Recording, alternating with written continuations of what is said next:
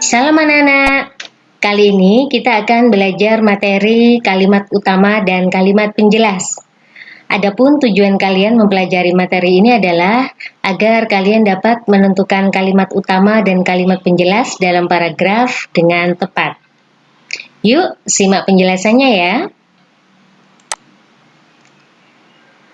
Bacalah paragraf berikut ini.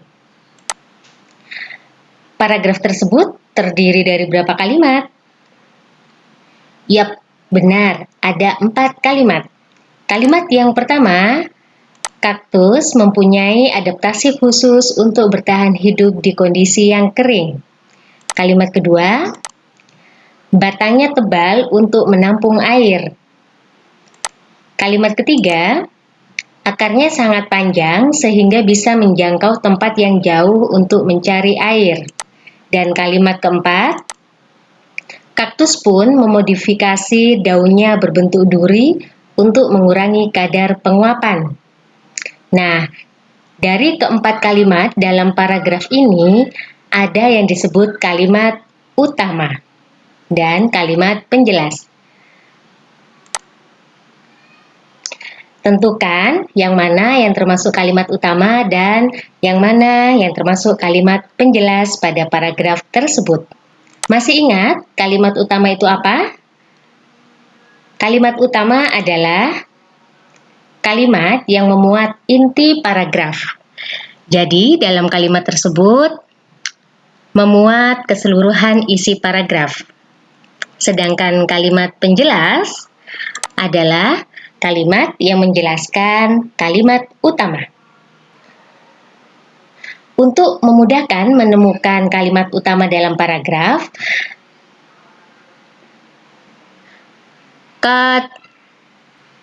ingat A, B, C. A berarti letak kalimat utamanya di awal, B letak kalimat utama di belakang, atau C letak kalimat utamanya di awal dan di belakang. Disebut campuran. Paragraf yang kalimat utamanya di awal itu disebut paragraf deduktif. Paragraf yang letak kalimat utamanya di belakang itu disebut paragraf induktif. Dan paragraf yang letak kalimat utamanya di awal dan di belakang disebut paragraf campuran. Ciri kalimat utama yang letak kalimat utamanya di awal. Yang pertama, ada kata yang diulang. Yang kedua, ciri kalimat utama yang letaknya di awal paragraf. Perhatikan kalimat kedua. Pada kalimat kedua dan setelahnya ada kata yang diulang. Kemudian ada kata rujukan atau kata tunjuk. Contohnya ini, itu, tersebut. Atau ada kata ganti orang. Ia, mereka. Ciri kalimat utama yang terletak di awal. Perhatikan kalimat kedua dan kalimat selanjutnya. Pada kalimat tersebut ada kata yang diulang atau repetisi. Ciri berikutnya ada kata rujukan atau kata tunjuk, misalnya kata ini, itu, tersebut. Atau ada kata ganti orang. Atau ada penggunaan kata ganti orang. Contohnya ia, mereka, nya.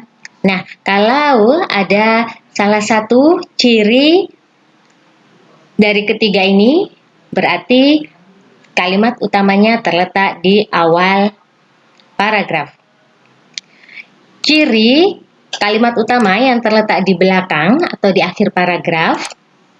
Perhatikan kalimat terakhir. Apakah kalimat terakhir berupa simpulan? Ciri dari simpulan biasanya menggunakan konjungsi antar kalimat. Contohnya, oleh sebab itu, oleh karena itu, dengan demikian. Atau simpulan itu ditunjukkan dengan kata penegasan. Misalnya menggunakan kata jadi, bahkan, nah itu berupa simpulan.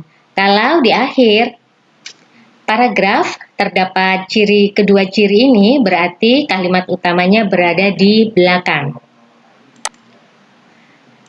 Ciri kalimat utama pada paragraf campuran apabila ada ciri A dan B pada paragraf tersebut.